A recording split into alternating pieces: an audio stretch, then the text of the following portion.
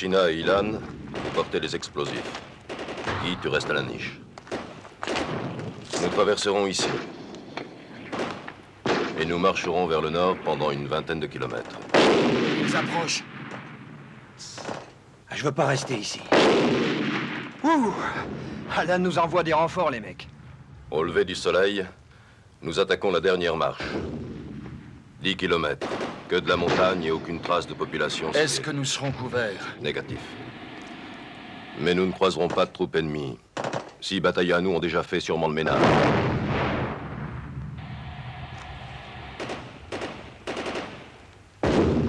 La première capsule doit être plantée là. Et la seconde, juste à la sortie de ce canyon. Allons-y.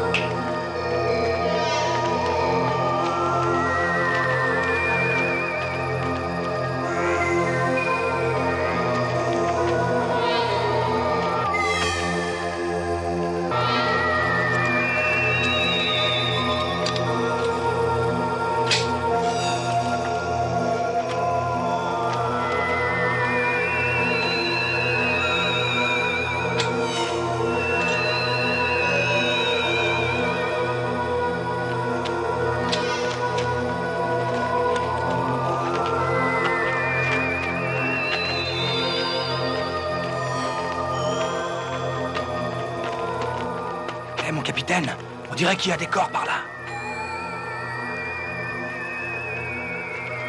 Et il y en a un autre, par ici. Il vient juste de mourir. Le terrain doit être miné.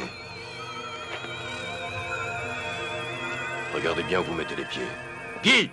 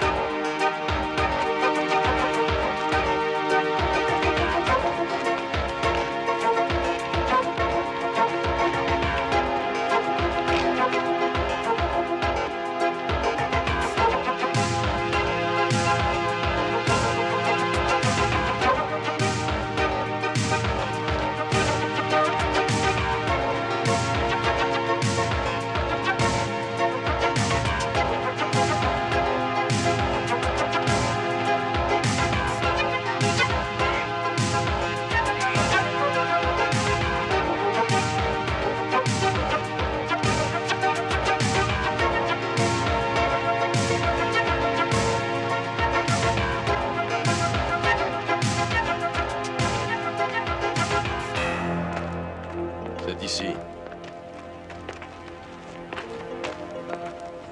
On mange un morceau et après au travail.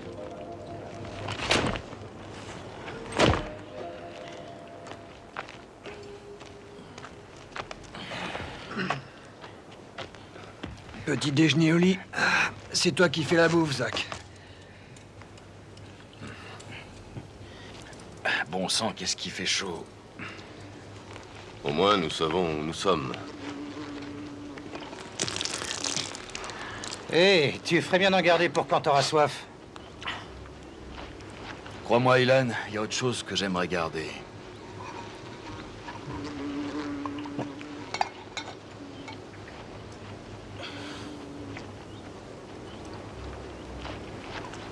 Comment fait-il pour être tout le temps fatigué, celui-là? Il est tout bib. Tape-toi un an de garde, tu verras. Je ne voudrais pas de China comme docteur. Dans ce cas, Ilan, ouvre l'œil. Et t'auras pas besoin de ses services.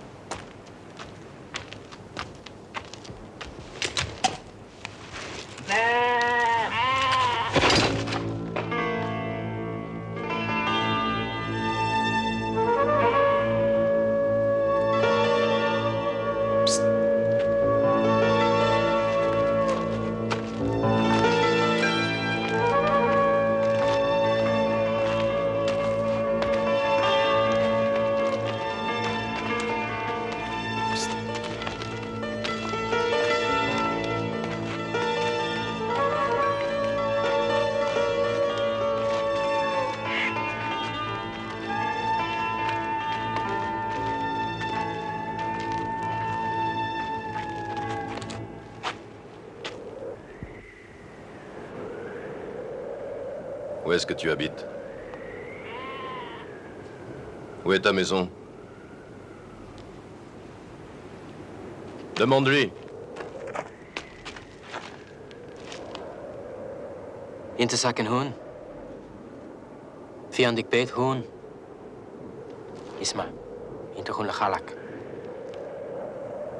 Rien à faire. Laissez encore. Viandik beet. Interzakken hoen. Intergoen lagalak wala. Rien à faire. Moest vaai Malaya? C'est hek, hein? Qu'est-ce qu'on fait? Nous n'avons pas le choix. Il est hors de question de l'emmener. Quoi? Qu'est-ce que tu dis? Ce gosse a tout vu, Ilan. Mais c'est un môme, voyons. Oui, mais c'est la seule solution. Ce truc est la seule chose entre le 6e bataillon et 3 divisions et demie. On va pas le tuer quand même. Tout ce qu'il sait, c'est qu'on a enterré de la ferraille. Le temps qu'il le raconte, on sera loin. Le risque est trop grand. Réfléchis. Mon capitaine. On pourrait peut-être l'attacher à un arbre. Tu es docteur, China. Tu sais ce que ça fait de mourir déshydraté. Et si on lui laisse de l'eau? Quelque chose à boire? La tienne ou la mienne? Parce que c'est peut-être plus humain de lui loger une balle dans la tête. Mais vous êtes devenu fou, mon capitaine. Il essaie de sauver ta peau, abruti. Ok. Calme-toi, calme-toi.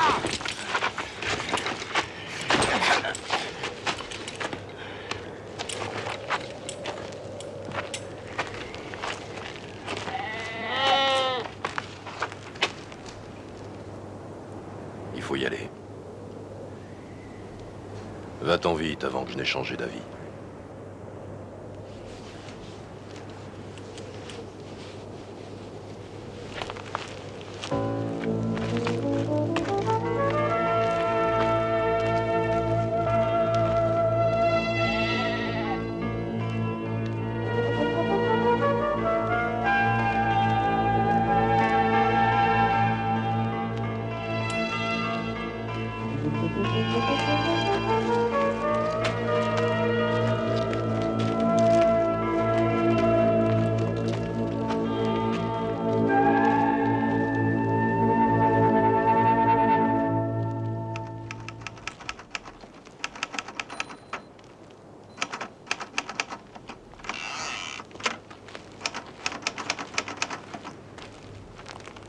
La pureté des armes.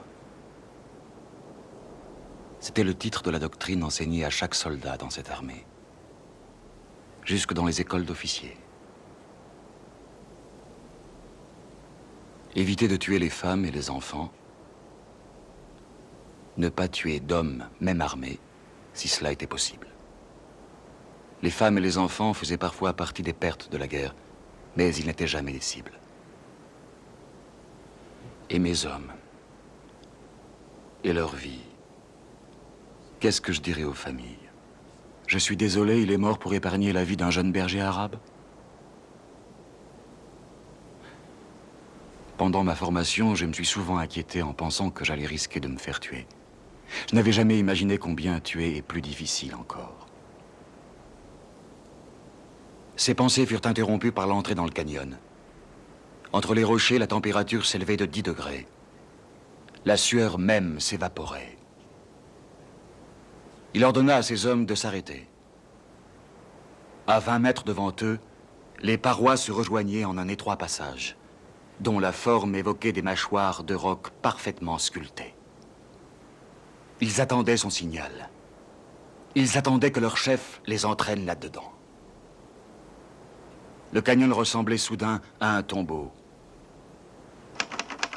La terreur les envahissait, les privait presque de leur sens. Le pire, c'est qu'ils ne se sentaient pas épuisés.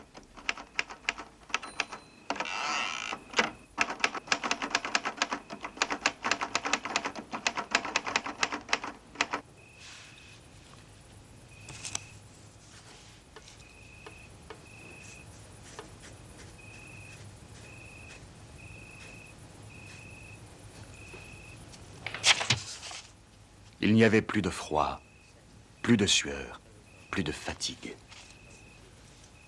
Il n'y avait qu'une peur de soldat, une peur froide. Il mena ses hommes à l'intérieur du canyon, tel un berger guerrier suivi de son troupeau. Un corbeau surgit alors d'une crevasse dissimulée à l'intérieur du mur. Ses battements d'ailes produisaient le bruit d'un tambour de guerre dans l'air figé du canyon. Alors les doigts du capitaine appuyèrent sur la détente. Pendant une brève seconde, son corps se liquéfia.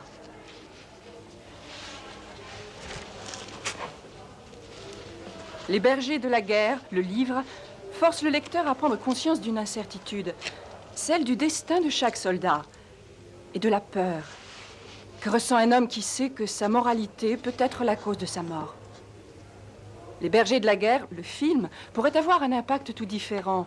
Cela dépend entièrement de vous. De moi? Cela fait maintenant 3 ans que vous apprenez la mise en scène. Je crois que c'est une occasion rêvée pour vous. Surtout après tout ce temps passé, le nez plongé dans les bouquins. Tu sais, Daniel, que les écrivains, tout comme les metteurs en scène, utilisent un langage pour communiquer des choses bien spécifiques. Les mots et les images. Nous allons nous livrer à une expérience. Ah ben justement, Suzanne comptait donner son corps à la science. Une expérience visant à traduire en images le langage écrit. Nous allons comparer 2 films différents, faits par vous et adaptés du même livre, Les bergers de la guerre d'Amon Yoshua.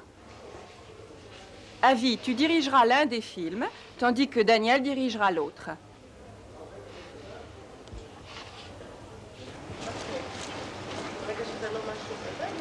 Avi est un adversaire de taille. Tu sais qu'il a servi dans l'armée. Il a même été décoré pour sa bravoure. Et après? Rien. Je veux seulement dire qu'il en connaît plus sur le combat que toi, qui as chanté pour les troupes pendant 3 ans. Hey, écoute-moi, toi. Tu sais que c'est très dangereux de chanter devant un public hostile. Daniel.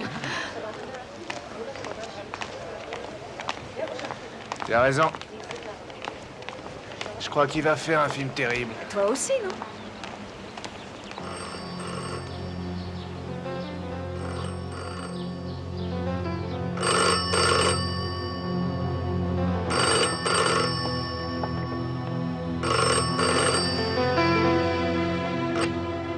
Allô? Ici, c'est ton éditeur favori. N'exagère pas, Martin. J'ai ici une lettre de chez Kensington Press. Ils veulent acheter les bergers de la guerre pour un magazine international. Spécialisé dans la nouvelle. Amon, Quoi? ouvre les verrous. Quoi? Tu commences à m'inquiéter sérieusement. Écoute, une certaine Laurienne Alexander m'a passé un coup de fil de l'université cet après-midi. Elle m'a dit qu'elle t'avait parlé et obtenu de toi la permission d'utiliser les bergers de la guerre dans le cadre d'un travail avec les étudiants. C'est exact. Le mois dernier, un producteur est venu dans mon bureau avec un chèque signé pour acheter les droits du livre. 15 000 $, tu t'en souviens? Et tu as refusé, alors pourquoi elle? Je ne sais pas. Rachel m'a chargé de l'inviter à dîner jeudi soir. Rien de spécial. Juste nous trois. Qui pourrait être là? Je suis désolé, Martha. Amon. Sors donc de chez toi. C'est mauvais de rester enfermé. Une autre fois, peut-être.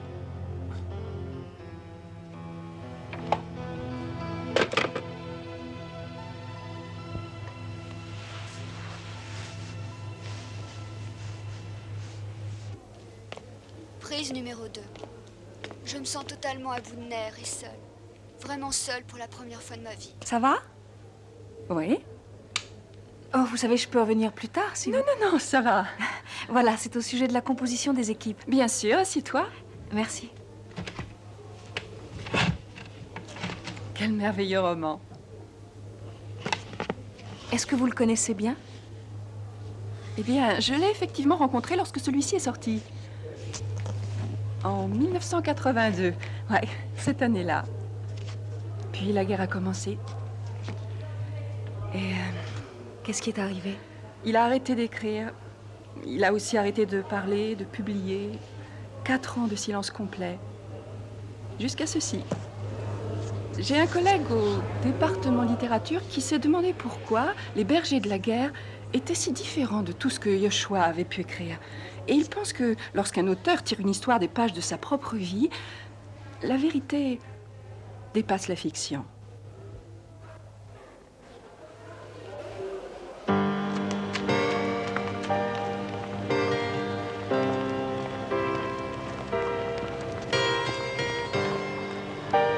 Bonjour. Bonjour. Est-ce que je peux m'asseoir? Évidemment.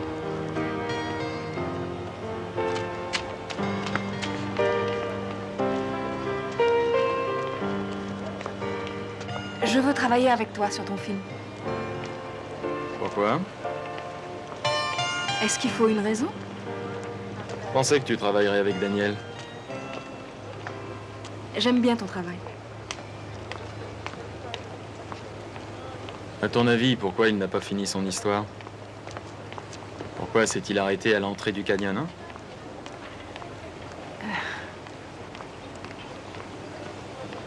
Parce que l'histoire évoquait un moment de décision, et une fois que la décision est prise, l'histoire se termine. Non, je crois qu'elle commence. Que veux-tu dire? Que c'est une métaphore. Et que le canyon est une métaphore aussi. C'est-à-dire? Écoute, nous passons 3 ans de notre vie dans l'armée. Plusieurs semaines par an jusqu'à l'âge de 55 ans. Mais on nous y apprend le combat, pas l'incertitude du canyon. Que comptes-tu faire?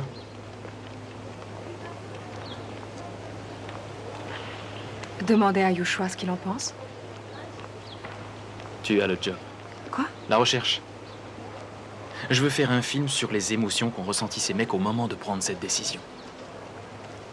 Derrière eux, l'auteur. Je veux que tu saches ce qu'il pense. Très bien. Je m'en occupe. Et lorsque tu auras fini le script, je ferai les storyboards. D'accord? Ouais. Marché conclu. Pourquoi persistez-vous à me poser des questions sur ma vie privée? C'est inutile, parfaitement inutile. Laissez-moi vous citer cette phrase d'Oscar Wilde. Wilde a dit « La littérature n'a rien à voir du tout avec le monstrueux culte des faits. » De nos jours, la critique littéraire a de plus en plus tendance Karina, à juger une œuvre sur les rapports... Tu viens avec moi demain faire les repérages? C'est impossible, j'ai déjà rendez-vous. Avec l'ennemi, sans doute. De son auteur. Après le vous dîner, dire tu une seras chose. pendu pour trahison. La littérature anticipe sur la vie. La littérature anticipe sur la vie. C'est Ça, c'est entendu, lui tout mais craché. vous conviendrez C'est d'Oscar avec moi qu'il est Wilde, normal et que tu le es public pardonné. s'intéresse au parcours Où as-tu la cassette? À la vidéothèque de l'université. Des questions J'ignorais son diverses existence. sont posées au standard. Par exemple, est-ce que vous avez subi une opération de l'appendicite? Pourquoi ne travaillerais-tu pas pour moi? Arrête avec ça. Mais qu'est-ce que je ferai avec toi? Est-ce que tu fais avec lui? Mais je sais pas encore ce que je fais. Et je crois bien qu'Avi ne le sait pas non plus. Probablement pas. Et j'adore ça. Comment peux-tu adorer ça? Daniel. Toi, bien sûr, tu sais ce que tu fais, tout le temps, n'est-ce pas? Je pense particulièrement à la scène où les enfants torturent, puis étranglent Ouais. l'oiseau. C'est vrai. Qu'est-ce qui a pu m'inspirer une telle scène? Je sais très bien ce Voilà que je fais. précisément le genre de question que devrait susciter l'ouvrage. Voilà. Tout le temps. C'était Amon Yoshua, auteur du livre Un certain vent de sauvagerie. Merci d'être venu dans notre studio et à bientôt. Mais pourquoi ce type, au fond, me fait de drôles de gestes? Ça veut dire qu'on a fini, c'est ça? Terminé?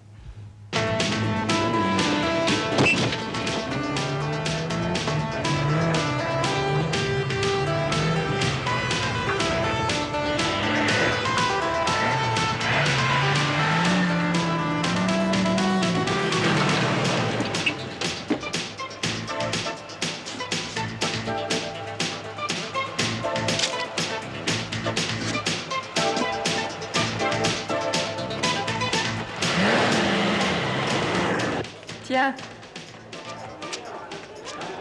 N'hésite pas à l'appeler ou lance-toi. Entendu. Et si tu parviens à passer la porte d'entrée, considère que c'est une victoire. Merci, c'est très gentil. T'en prie. Avi? Karina, ça y est. J'ai visualisé ma métaphore. Génial. Dis-moi ce que t'en penses. Eh ben alors, qu'est-ce que t'en dis? Eh bien, je... Entendu. Écoute-moi, le capitaine relâche le jeune berger, et tandis que les soldats entrent dans le canyon, on balade doucement la caméra d'un homme à un autre, et les uniformes se transforment. D'abord, le capitaine, c'est un kibbutznik. Alors, il porte de grosses pompes et un short et un chapeau, mais il a son flingue, toujours son flingue. Ensuite, Ilan, c'est un homme d'affaires. Alors, il porte un costume et un attaché-caisse. Et son flingue. Et après, China, qui est docteur. Alors, il a une de ses blouses d'interne verte. Oui. Et il porte un masque de chirurgien et son flingue. Non, pas de flingue. Alors, on entre dans le canyon. Chacun d'eux porte des vêtements civils. Alors quoi? Alors quoi? Alors, le canyon devient Bizengov Street.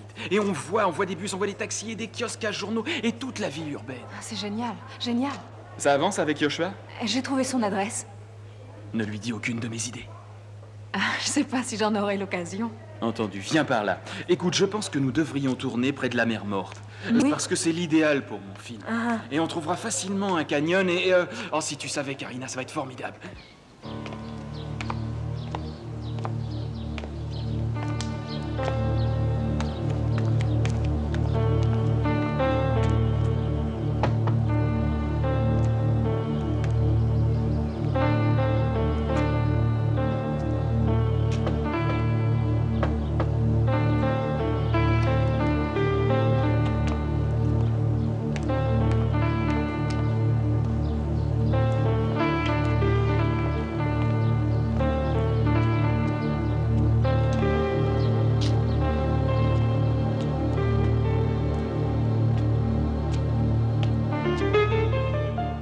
Bonjour.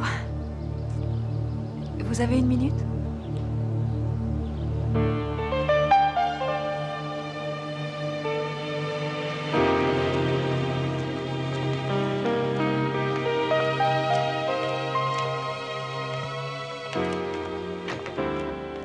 Merci. J'apprécie beaucoup que vous ayez accepté de me recevoir.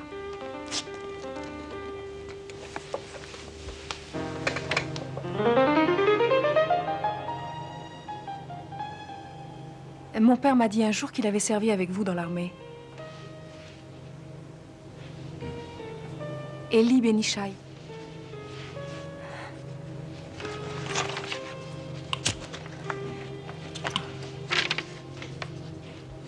Vous vous rappelez pas de lui? Non. C'est... Elle est vraiment très étrange, cette histoire. En lisant ce livre, j'ai eu sans cesse l'impression que quelqu'un d'autre l'avait écrit, pas vous.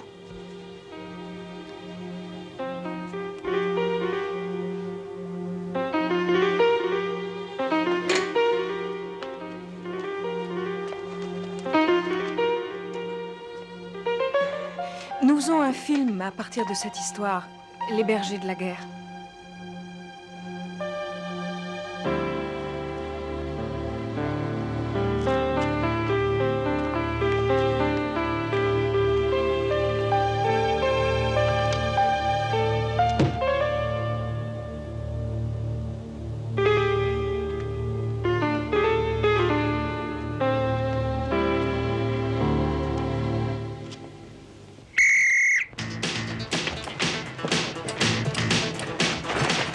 Coupé. À qui le tour? Ginger. Ginger.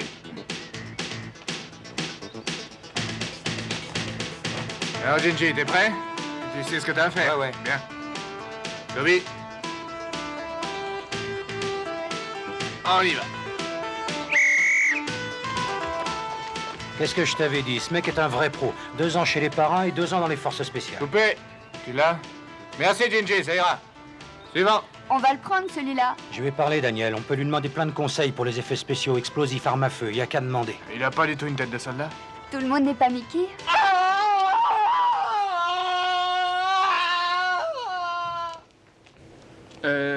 Merci. Merci, c'était super. Merci. Qu'est-ce qui s'est passé? Je lui ai demandé de me confier ses impressions sur la guerre. Adam. Salut, Adam. Très heureux. Sympa d'être venu. Il y a des gens vraiment très bizarres sur ce plateau. T'as encore rien vu du tout. Bon, on y va? Relax, hein? Alors, tu regardes la caméra? Ah non, non, non, plus large, voyons. Non, non, pas de maquillage, merci. Ok. Bien, ça ira? Parfait. Bon, tu t'occupes pas des phrases. Il y aura très très peu de dialogue dans mon film de toute manière. Je veux juste voir à quoi tu ressembles, tu vois? Tes expressions devant la caméra. Compris? Compris. Bon. Alors tu commences en haut de la page. À partir de Pourquoi devant nous? Exact. Ça ira? Maintenant, regarde ma main. On commence dès que tu es prêt.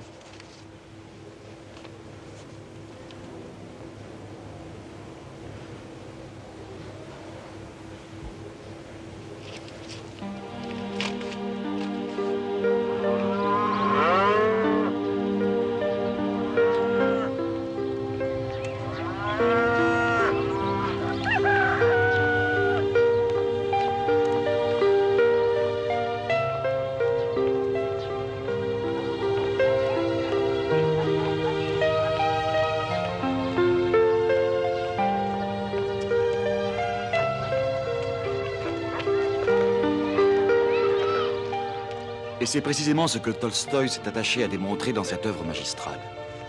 J'aimerais bien vous en lire encore quelques lignes, si vous le voulez bien. C'est le passage où Rastov a entre ses mains le sort du soldat ennemi. Avant que Rastov n'ait décidé de son sort, et l'officier français hurla « Je me rends ». Plus tard, Rastov s'interrogea longuement sur ce brillant exploit qui, à son grand amusement, lui avait valu la George Cross, ainsi qu'une solide réputation de valeureux soldat. Alors c'est ainsi. Ils sont encore plus effrayés que nous le sommes, pensa-t-il.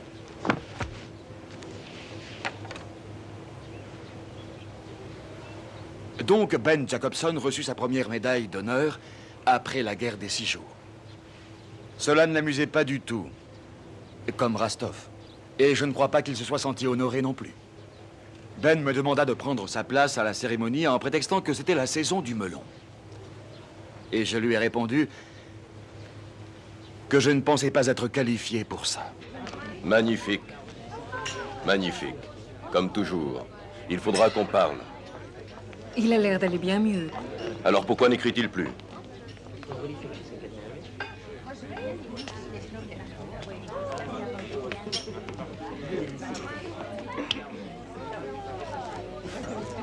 Beth, tu es merveilleuse.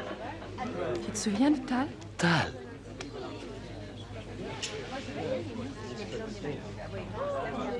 Je suis sûr que les gens t'ont déjà dit combien tu ressembles à ton père.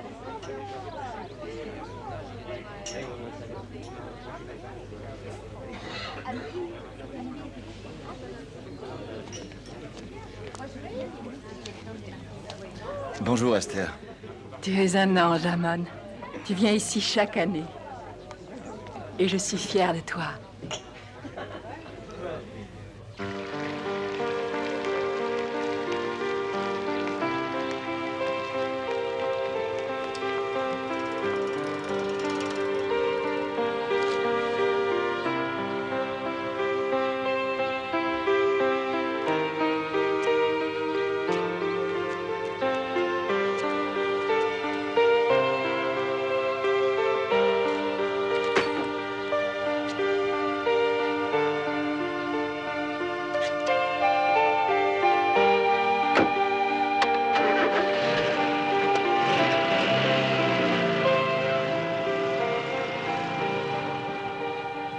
Bonjour.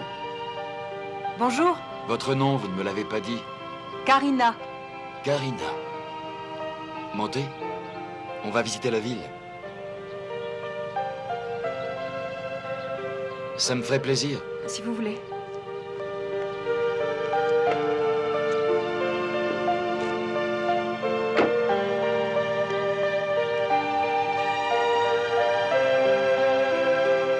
Que faites-vous ici?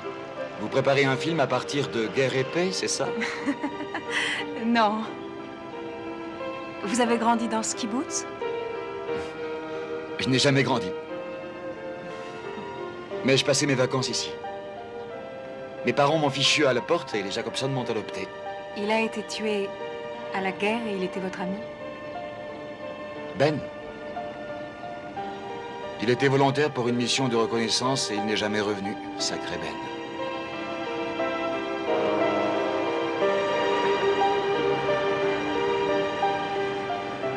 Et pourquoi des films? Je sais pas. J'ai appris l'art graphique pendant 1 an. C'était dur, j'étais vraiment très seule. Sur un tournage, on communique au moins, c'est plus agréable.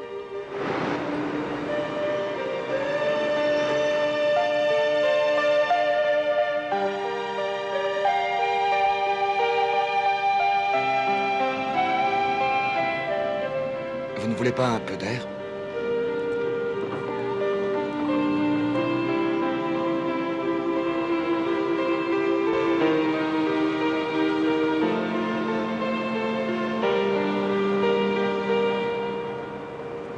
Et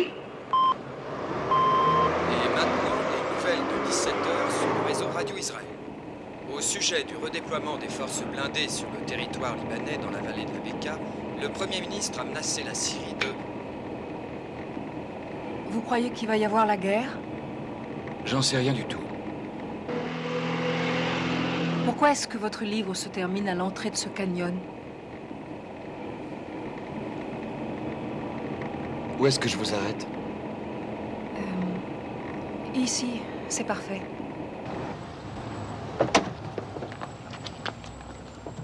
Merci.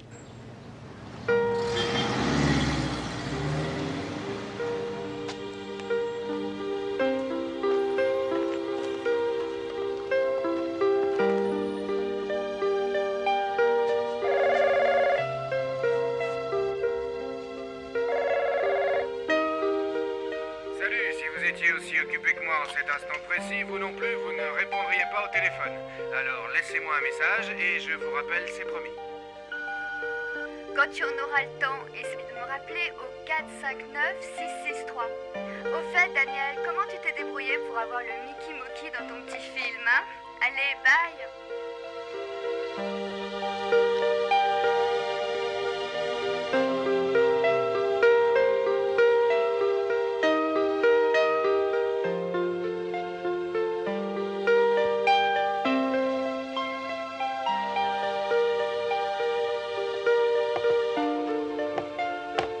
Ouais, il faut qu'il soit équipé d'une radio, c'est impératif. T'en as besoin 15 jours? Ouais, non, pas du tout, 3 jours tout au plus. C'est 3 jours de trop, désolé. Écoute, et il y en a plus de 200 comme ça à l'entrepôt. Ça va, entre. S'il en manque un seul, Abby, je prends la porte. Écoute, Yudi, personne n'aura le temps de le remarquer, je te le promets, fais-moi confiance. Abby, chaque jour, Oui. le colonel et l'officier de réserve. Écoute, fais-moi une faveur, fais ça pour moi, le tournage commence demain. On a un inventaire tous les jours. Ouais. Et le magasinier est givré. Yudi, je te promets qu'il verra rien. Mais si. Non. Et s'il m'envoie au nord, hein? C'est chaud au Liban, toute la base est en état d'alerte. Ouais, café. Mais qu'est-ce que je vais bien pouvoir dire au sergent? Je sais pas, moi, dis-lui qu'il est au magasin pour une révision. Toi, tu lui diras. Ouais. Sois là à 6h. Oh, t'es génial, tu peux compter sur moi. Ouais, je suis là à 6h. Merci 1000 fois, Yudi. Bye. Les storyboards sont sur la table. Ah, j'ai vu, merci. Alors, la recherche, ça avance ou quoi? Ouais. J'ai assisté hier à une conférence donnée par Amon Yoshua. Je croyais qu'il sortait jamais. Une fois par an, il se rend au kibbutz Kar Evzra pour y honorer la mémoire de cet officier tué au Liban. Le kibbutznik? Et aussi capitaine. Les bergers de la guerre pourraient bien être une histoire vraie. Une histoire vraie? Avec une fin? Le capitaine s'appelait Ben Jacobson. Il est parti un jour en mission de reconnaissance et on ne l'a jamais revu. Voilà ce que j'ai appris. Mais où est-ce que t'as appris tout ça? J'ai interrogé pas mal de monde au kibbutz. Et les autres soldats? Est-ce que quelqu'un sait ce qui leur est arrivé? Ah, alors là, désolé, mais j'ai pas pensé à demander. Karina, il nous reste très peu de temps. Ah, du sucre. Oh là, pardon, tu veux un peu de sucre? Merci. Voilà. La prochaine fois, on fera du thé. Je peux vous aider, monsieur? Oui, je viens chercher la voiture que m'ont réservée les films Kleinman. Ah oui. Votre nom, s'il vous plaît? Moki. Mickey Moki. Je vous reconnais, vous faites de la publicité? Bon, elles viennent, ces clés?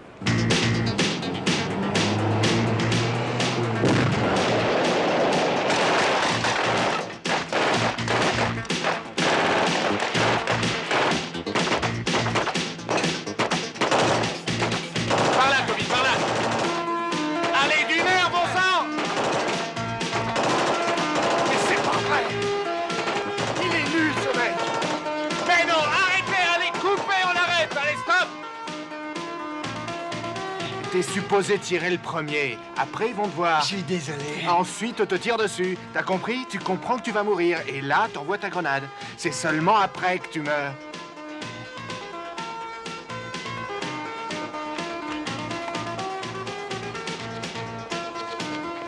Alors, comment va la star du film? Je vais l'emmener se faire maquiller. Hé, sois pas trop dur avec les mots. On fait tous des erreurs, pas vrai? Ça fait partie du métier.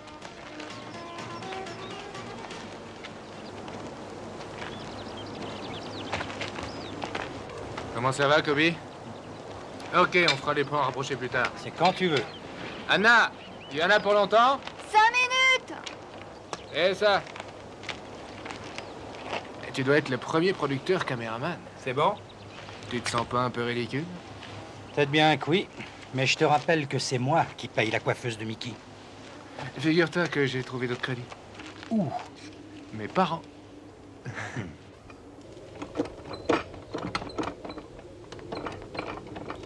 Vous êtes fatigué, vous en avez jusque-là. Vous avez peur et vous pensez à votre famille. Ilan regarde China. Très bien. Vous pensez à votre jolie maison et à votre lit bien chaud. Vous rêvez d'y être. Oui, bien. Eh merde, qu'est-ce qui m'a foutu ce matériel? David! Mais qu'est-ce qui se passe, bon sang? La caméra est coupée au moins. Ah, tu trouves ça drôle, toi? Bon, une seconde, les gars. Alors, David, qu'est-ce qui s'est passé? Ah, c'est ce truc qui s'est cassé. Il y en a pour longtemps? Quelques minutes. Bon, vous avez entendu, les gars? Bon, vous avez 2 minutes, c'est compris? Allez, tout le monde a entendu? Dan et Tom, par ici.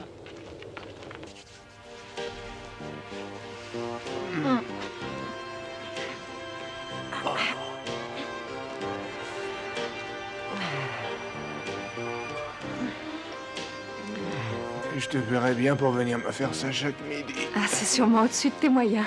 Ah ouais? Ouais. Mais à Villepot, c'est ça? Et que vas-tu faire dans le camp ennemi pendant toute la journée de demain? Ah, j'avoue, je dois y aller pour peindre des panneaux. Ça te va, Daniel? Qu'est-ce que je fais? Quoi? C'est ridicule.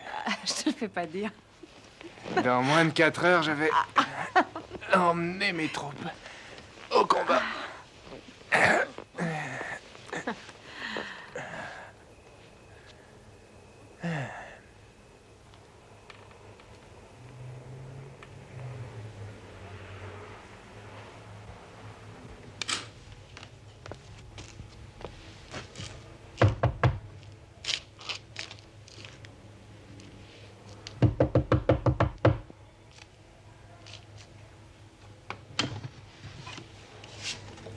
Et aussi, t'as toujours des insomnies.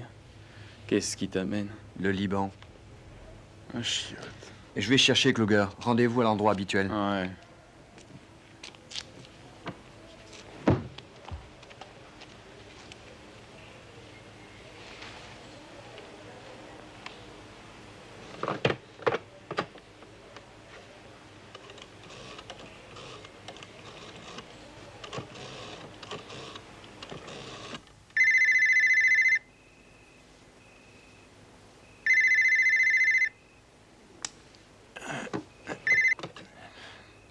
Allô? Bonsoir, Daniel. Avi à l'appareil. Désolé de te réveiller, mais il faut absolument que je parle à Karina. Est-ce que t'as vu l'heure? Avi? Avi? Allô? Karina, écoute, mon unité est appelée au Liban. On nous envoie au nord. Peux-tu prévenir tout le monde qu'on arrête le tournage un jour ou deux? Qu'est-ce qui se passe? Rien d'important, juste quelques manœuvres. Je te rappelle dès que je rentre. Et dans combien de temps? Dans suffisamment de temps pour trouver une fin à mon film. Avi? Oui? Fais attention à toi. Sois sans crainte.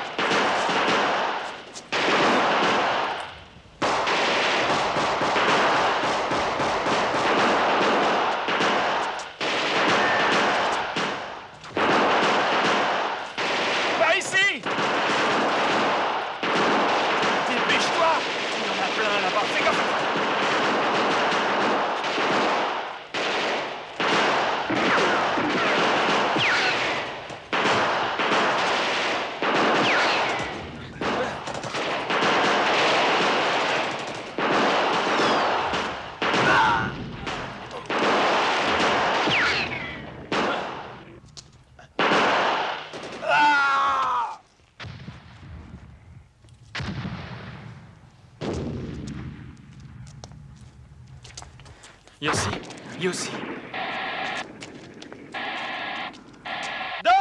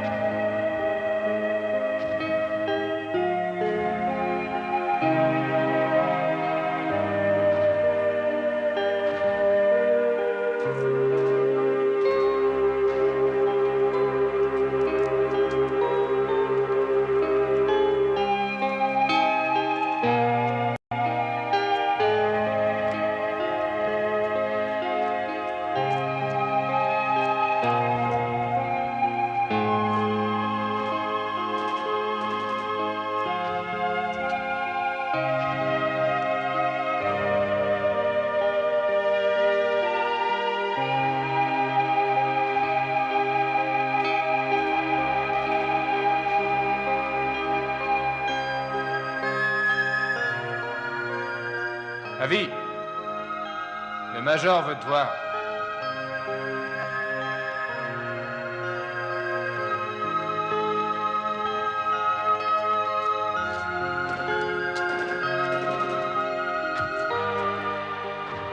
J'en sais rien, moi.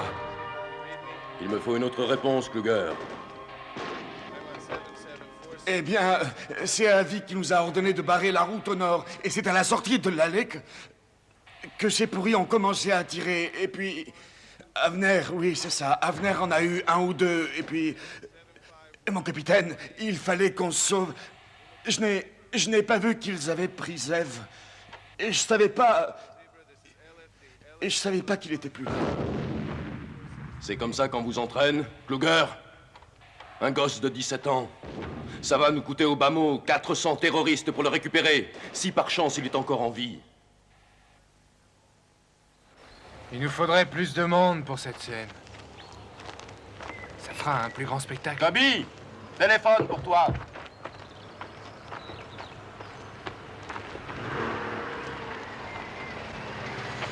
Ouais. Entendu. Ça se passe bien?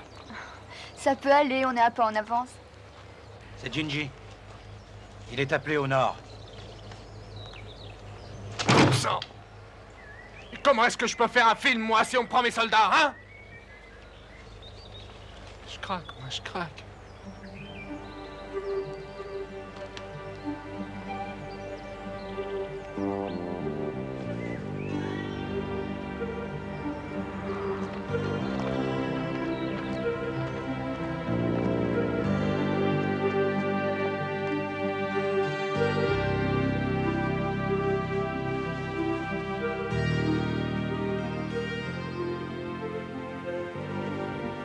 Pourquoi est-ce que tu te comportes comme ça sur le plateau? Je te croyais endormi. Oui? Daniel, est-ce que Karina est là?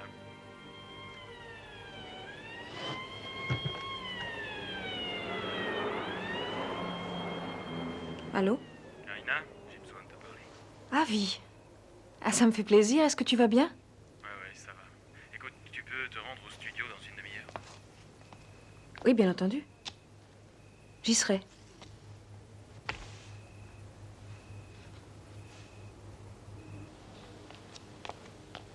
Bonsoir. Bonsoir. Tu retournes là-bas? Non. Et j'ai prévenu tout le monde en disant que tu avais... Avi, qu'est-ce qui ne va pas? Qu'est-ce qui s'est passé là-bas? Rien du tout.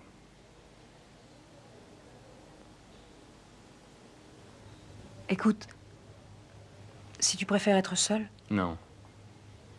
S'il te plaît, reste. Assieds-toi.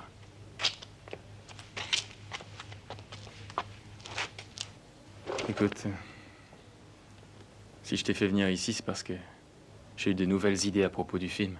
Et j'ai pensé qu'au lieu de montrer ce qui arrivait à chaque homme, à chaque soldat qu'on envoie vers la mort, sans aucun dialogue, on devrait les montrer en train de livrer leurs impressions, nous dire ce qu'ils ressentent. Tu sais, les mettre devant une caméra pour qu'ils nous disent comment c'était là-bas.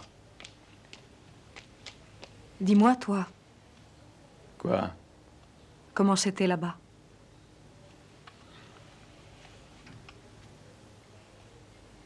Je crois que tu ne te rends pas bien compte combien il est stupide de faire un film sur la guerre.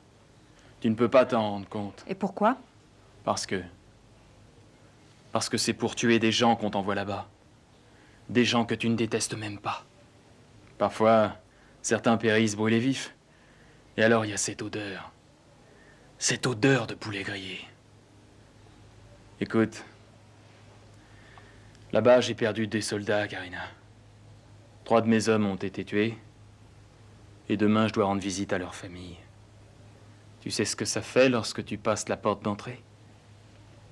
Ils te jettent des regards comme si tu avais tué leur fils. Et ça, Karine, tu ne peux pas le comprendre. Je fais partie de l'une de ces familles. Mais t'as peut-être raison. Je ne sais pas. Eux aussi le croyaient. Ils nous ont laissé attendre le retour de mon père. Et puis... Mon père était pilote de chasse. Il a été descendu en Syrie pendant la guerre du Yom Kippour. Et on n'a jamais retrouvé son corps. Je suis désolé.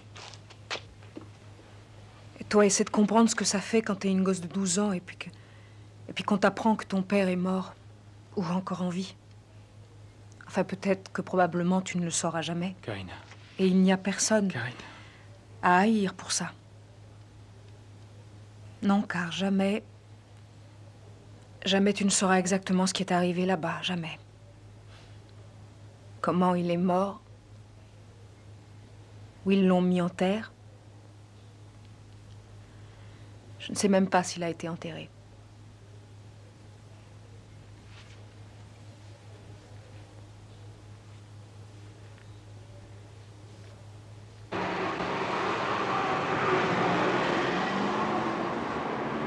Amon m'a passé un coup de fil le jour où il a fini Les Bergers de la guerre, il y a exactement 1 an. Et il m'a demandé si cela m'intéressait de publier un roman de 54 pages. Et je lui ai répondu qu'après 4 années du silence le plus total, 54 pages me paraissaient une épopée. Mais le bouquin ne fait que 46 pages. Oui, il sait cela. C'est ce que contenait le manuscrit qu'il m'a envoyé. Mais qu'a-t-il fait des autres pages? Désolé. Ben Jacobson était son meilleur ami, c'est ça, n'est-ce pas? Ils ont servi ensemble dans l'armée. Unité de combat, reconnaissance du terrain. En ce moment même, ses troupes livrent bataille à cet endroit. Je suis au courant. Et Amon était avec Ben lorsqu'il est mort? Les détails de la mort de Ben sont un secret militaire. Et le sont probablement pour les 20 années à venir. Mais qu'est-ce que cela a à voir avec votre... Les Bergers de la guerre est peut-être basé sur une histoire vraie. Je n'ai aucun moyen de le savoir. Avi, t'es sûr qu'il faut que je parle comme ça? Oui, absolument. Ok, Michael, c'est bon pour le son. On va essayer. Prêt. Monologue de China, 25, première prise. Et... action. Il était dans un état abominable. Guy n'avait aucune chance. Je crois même que si nous avions pu l'amener à l'hôpital d'Adassa pour qu'il se fasse opérer... Mais il ne pouvait déjà pratiquement plus respirer. Et moi, je m'activais. Pourtant, il n'y avait plus rien à faire. Plus tard, j'ai lu le rapport du coroner et... On aurait pu éviter ce massacre. Il y avait une possibilité. Mais à aucun moment, elle n'a effleuré l'esprit du capitaine. Il avait d'autres plans.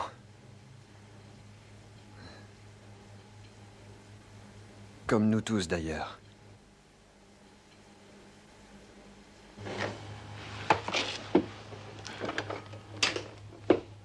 Alors, qu'est-ce que t'en dis? Disons que je suis pas sûre que la mort de Guy soit une conclusion. Le petit berger, c'est lui le vrai problème, pas vrai? Je veux dire, si les soldats l'ont tué, eh bien rien ne nous dit qu'il s'en soit sorti vivant. Et même s'il n'est pas mort, alors qu'est-ce qui nous prouve qu'ils ont survécu au canyon? Tu dois avoir raison. Ben Jacobson n'est pas sorti du canyon à la fin.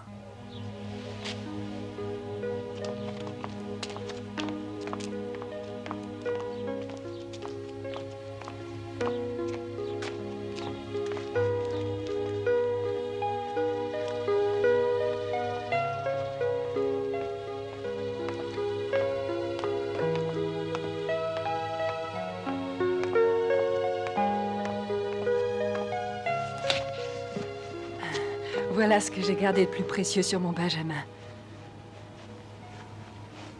Toutes ces photographies. Ah, ça c'est Ben qui venait de finir son école d'officier. Ah. Là, celui-là était ici chaque été. Il semble être sur toutes les photographies? Ah oui. Amon a toujours adoré être pris. Est-ce que vous avez gardé le contact? Bien sûr, quoique un petit peu moins ces quelques dernières années. Amon nous a appris la nouvelle en personne.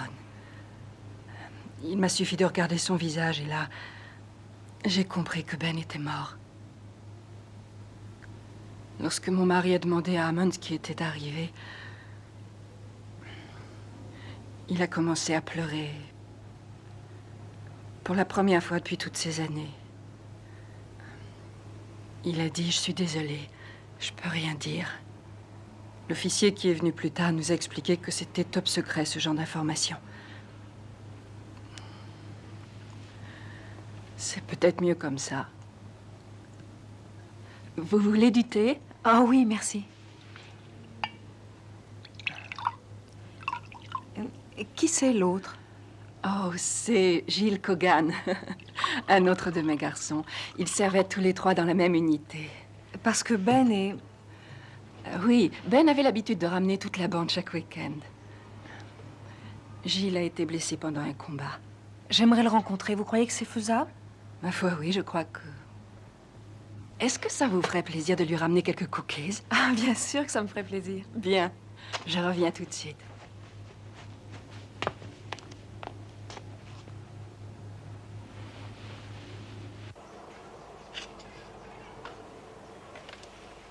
Ben Jacobson était né pour être chef. S'il avait vécu, il serait devenu général. J'en suis persuadé. Amon n'a jamais guidé les autres. Il les charmait. Et moi avec. Et nous le suivions comme un troupeau de moutons. Vous avez lu ses livres? Ouais.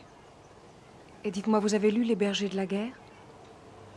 Qu'est-ce que vous me voulez? Je veux savoir si ce qu'il raconte dans ce livre est vraiment arrivé. Je veux savoir aussi comment Ben Jacobson est mort. Pourquoi? Parce qu'Amon Yoshua s'est vu forcé d'arrêter d'écrire pendant 4 ans. Vous voulez que je vous dise? Il doit y penser sans cesse. Et moi aussi. Vous savez, avant mon accident, j'avais prévu que toute ma vie je la passerais dans un hôpital. Je ne savais pas que ce serait en tant que patient. China.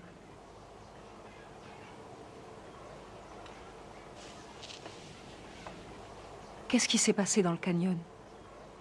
Je peux pas vous le dire. J'ai prêté serment. Amon aussi, d'ailleurs. Mais ça ne l'a pas empêché d'écrire ses histoires. Mais pas celle-là, tout au moins. Ah, parce que Amon était avec vous dans... Il était là? Où ça? Il n'y a pas de canyon. Pas de mission. Pas de gosse non plus. Demandez à l'armée. Ça n'est jamais arrivé. Pourquoi vous demandez pas à Amon? Vous lui direz que China a une histoire lui aussi. Elle s'appelle 13 juin 1983. Elle est très courte. Alors voilà. 4 vrais imbéciles tombent dans une embuscade et 2 et demi en ressortent. Je ne sais même pas pourquoi je vous parle.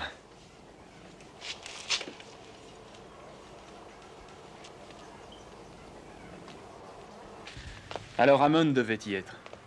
J'en suis persuadé. Il y était, c'est plus que probable. Mais nous ne pouvons pas être sûrs de cela. À vie, ça n'est qu'une histoire, une fiction. Comment ça, une fiction? On travaille depuis bientôt 2 semaines. Gilles Cogan, c'est de la fiction. Je veux que tu parles à Amon. Non, j'irai pas. Peut-être que tout est de sa faute. Peut-être qu'il a fait tuer Jacobson et qu'il a écrit ce bouquin pour faire pénitence. Ce qui m'oblige à retourner entièrement le monologue de Gina. Il n'acceptera pas. De toute manière, demain, j'irai voir Daniel. Lâche-moi avec ça, tu veux?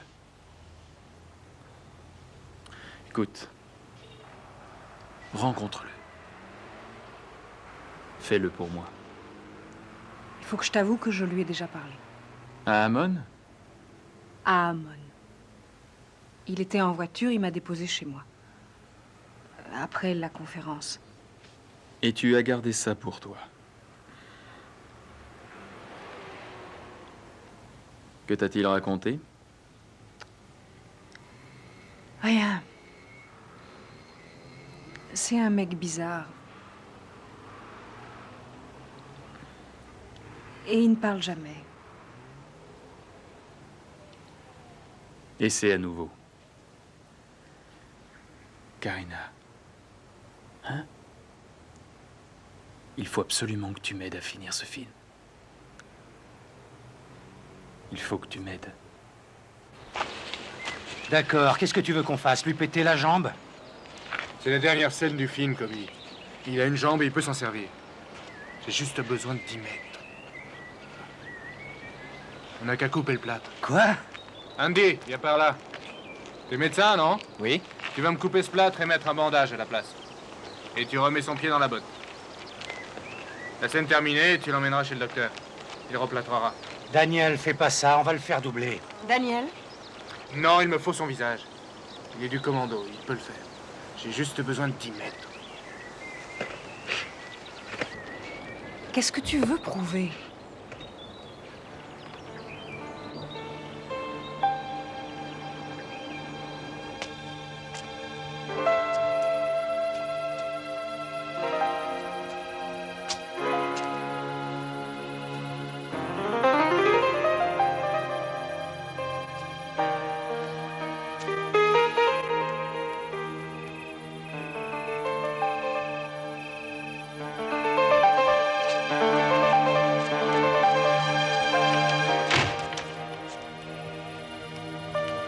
Qu'est-ce que vous faites? Mais c'est ridicule! Vous êtes devenu fou!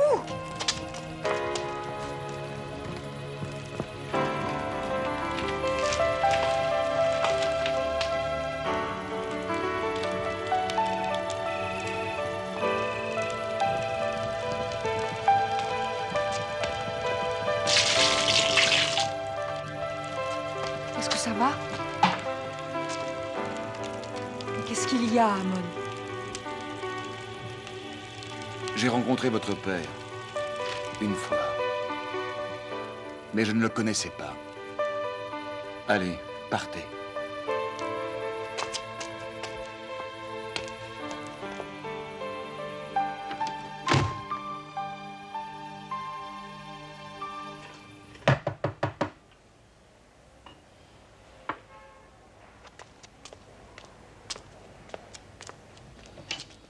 Karina, salut. Bonjour. Qu'est-ce qui se passe? Oh. Du calme. Ça va aller. Non.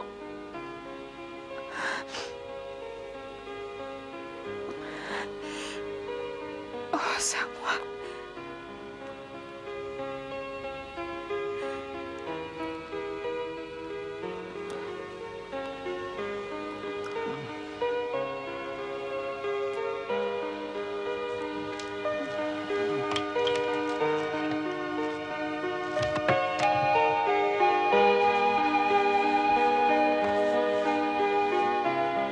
Où est-ce que tu as eu cette cicatrice?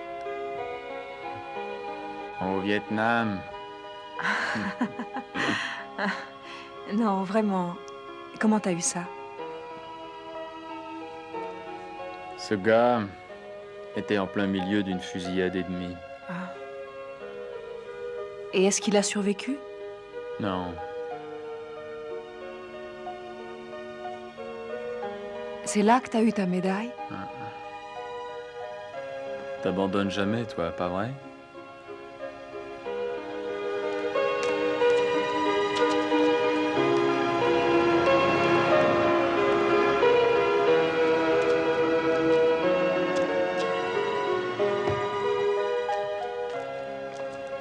Daniel. Bonjour. Salut. Je viens récupérer mes affaires, Daniel.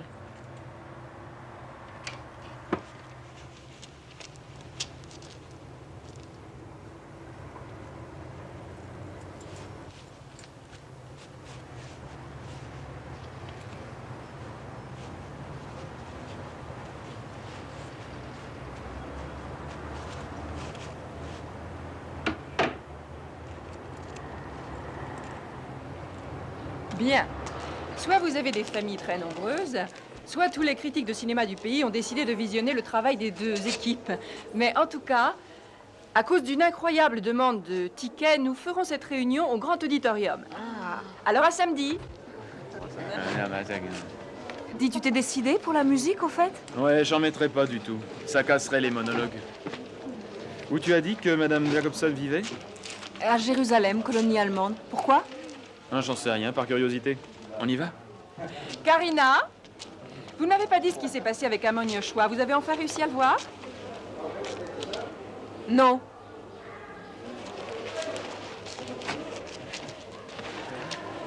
Bonjour. Ça va? Oui. Tu veux une cigarette? Non, merci.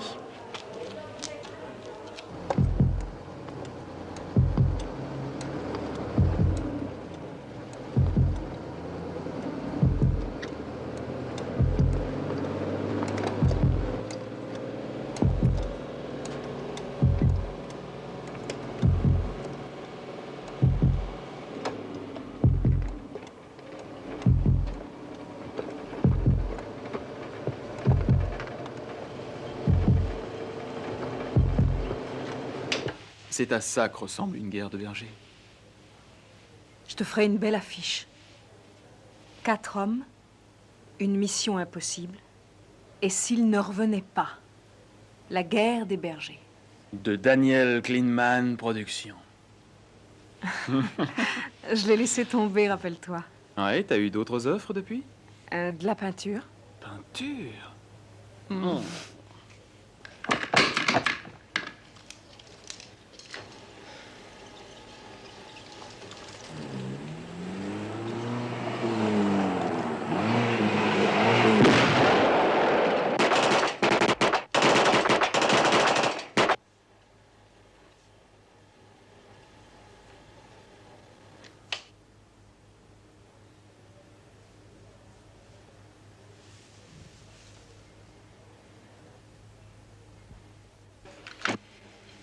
Tout le monde croyait que j'étais peureux. Mais vous voyez, je vais vous avouer un secret. Il n'y a pas un soldat sur cette planète qui n'ait peur de crever. Pour moi, c'est simple. Je ressens chaque jour un peu plus les effets de mes peurs. Je connais les risques. C'est moi que ça regarde. Je risque ma propre vie. Mais ici, la peur prédomine. La peur est notre carburant. Gorgé d'octane. Sans elle, on ne pourrait même pas faire un seul centimètre avec notre sac sur le dos. Les vrais problèmes ont commencé avec le gosse. L'emmener, le laisser partir, lui mettre une balle dans la tête. Je me suis mis à réfléchir. Je me suis posé toutes sortes de questions pour arriver à me dire que la situation était inextricable. Je veux dire qu'il était pour moi hors de question de tuer ce gosse froidement. Mais si nous le laissions partir, qui pouvait dire si nous n'étions pas foutus? Zach était persuadé que ce gentil petit berger n'était en fait qu'un observateur, qu'il irait prévenir l'ennemi si on le laissait s'enfuir. J'ai dû l'empêcher de le tuer.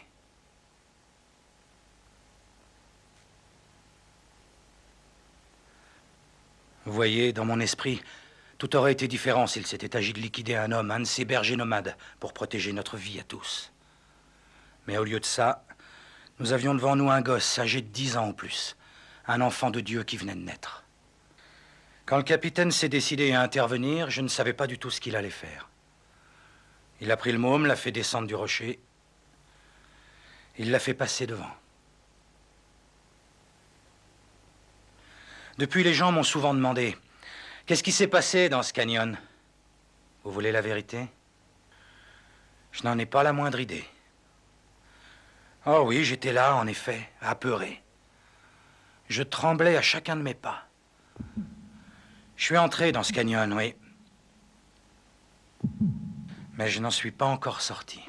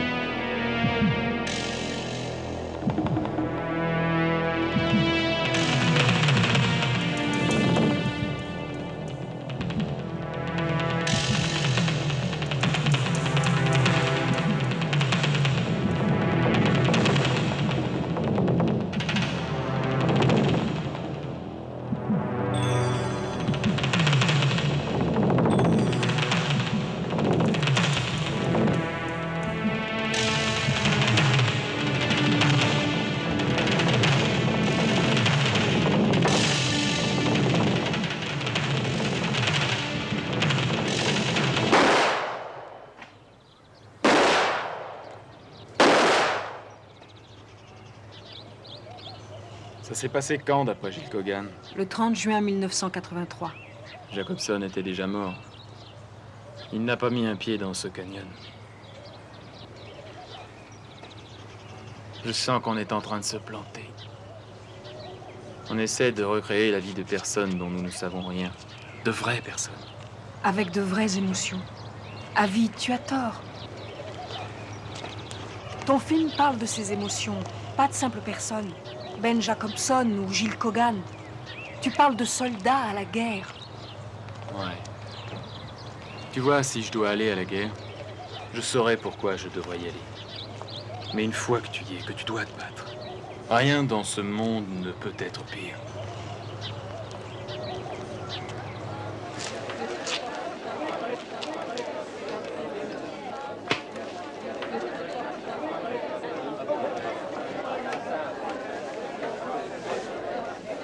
J'ai les chocottes.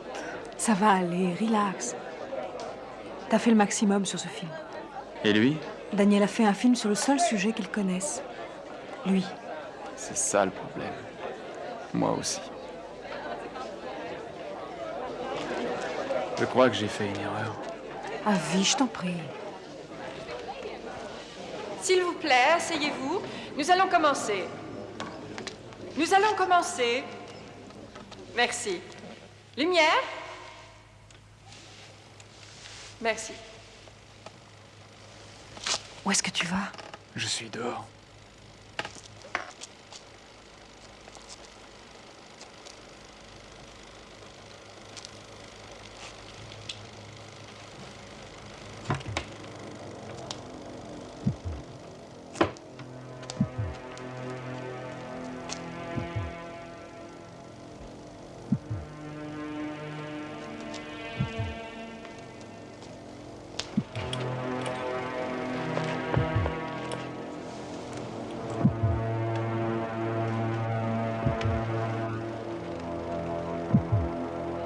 Amon Yoshua est là.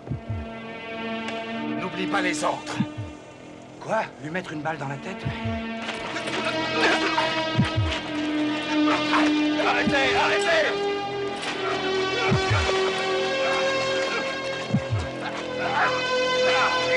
Ça suffit! Écoute, petit. Va-t'en, marche. Ne t'arrête pas de marcher. On fait comme si on s'était pas vu. Allez, fous le camp.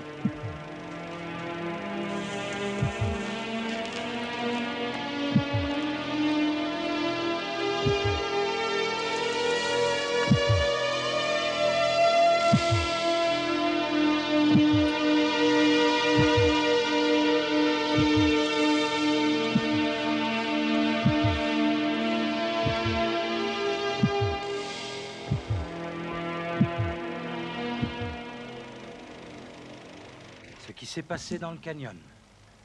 Vous voulez la vérité? Je n'en ai pas la moindre idée.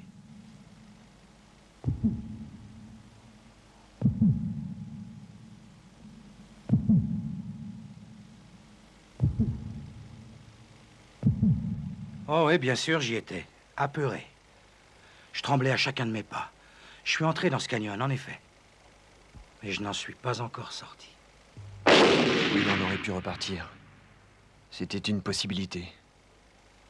Mais elle n'a pas effleuré l'esprit du capitaine. Il nous a entraînés dans le canyon. Et nous avons suivi. Comme des moutons. Vous savez ce qui est arrivé? Nous avons cru à la pureté de notre combat. La mort n'est jamais pure.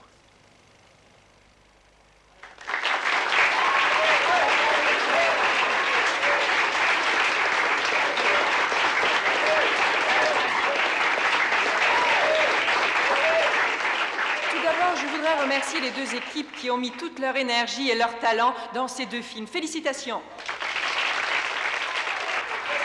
Mais avant de laisser la place à la discussion et aux critiques, je voudrais vous faire une surprise inattendue. Nous avons parmi nous un invité spécial. Une personne sans qui cette soirée n'eût jamais été possible. Mesdames et messieurs, Amon Yoshua.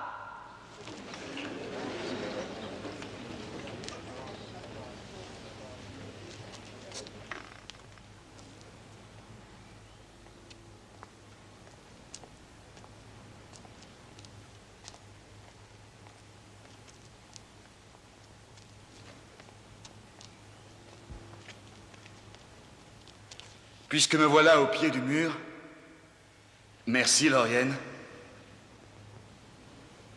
Votre distinguée enseignante et moi avons autrefois partagé les plaisirs de l'armée ensemble. Le problème avec les films, c'est qu'ils tuent la tension existante entre la fiction et la réalité. Un bon écrivain peut vous laisser, avec un choix, créer votre propre réalité. Un bon cinéaste n'a pas toujours cette option. Parce qu'un bon film prouve parfaitement que sur cet écran, il ne peut pas y avoir une autre réalité que celle proposée par les images. J'ai trouvé le premier film un peu chauviniste. Et le second a peur de prendre position. J'ai eu des problèmes avec la réalité de ces deux œuvres. Elles n'ont pu choisir qu'une parcelle de la réalité. Dans ce pays, nous avons 4 millions de différentes réalités. Elles s'affrontent, elles s'assemblent, spécialement à la guerre. Rien dans la vie ne nous prépare à ça. Et plus vous êtes préparé en tant que soldat, moins vous avez de chances d'être un être humain. C'est de ça que la guerre des bergers parle. Vous vous demandez si c'est basé sur une histoire vraie. La réponse est oui. Et Ben Jacobson? Oui, c'était lui le capitaine. Dans cette histoire, pas dans la réalité. Ce qui est arrivé durant cette mission s'est passé sans lui. J'ai écrit sur ce que Ben aurait pu faire. S'il avait été le capitaine.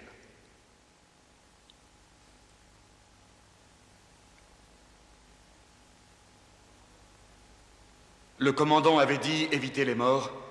La parole de Dieu disait tout sauf le meurtre. Mais peut-on demander à un soldat d'épargner la vie d'une personne qui peut mettre en danger la sienne?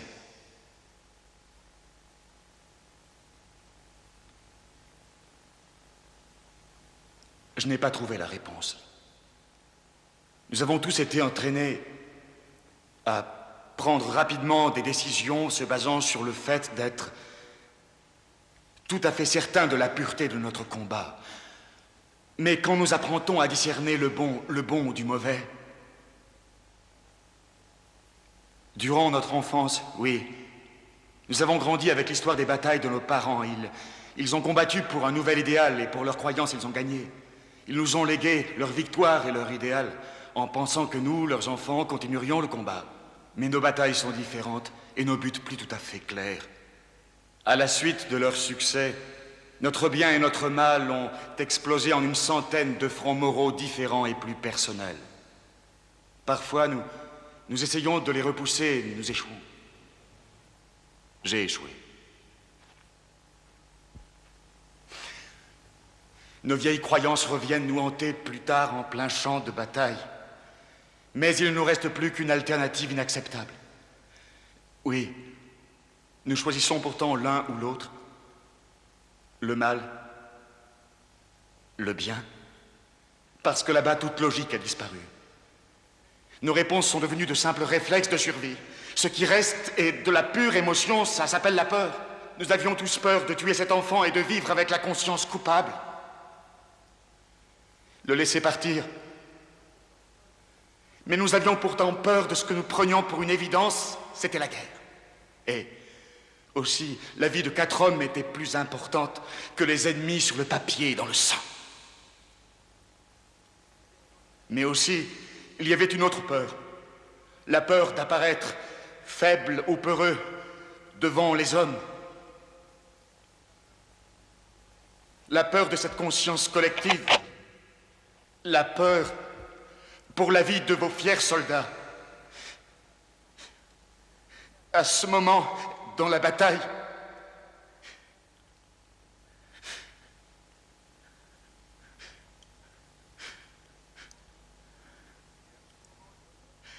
et à ce moment de votre vie, cette peur prend le contrôle et chaque geste devient un réflexe conditionné.